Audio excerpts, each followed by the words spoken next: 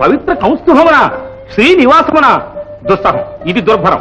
నారాయణ, అతడు భృగువేవుగాక, అప్పుడే అక్కడే భస్మం చేయకపోతేవా? భస్మము కాదు నారదా, దాస్యము చేసినారు. పాదములు పట్టి పరిచర్యలు చేసినారు. తప్పు తమదేనని చెంపలు వేసుకున్నారు. ఎంత తలవంపు, ఎంత తలవంపు! ఇది గోరు చుట్టుపోయి రోకటి పోటు. నారాయణ, ఇంకా ఏమని ఉండగలదయ్యా లక్ష్మి?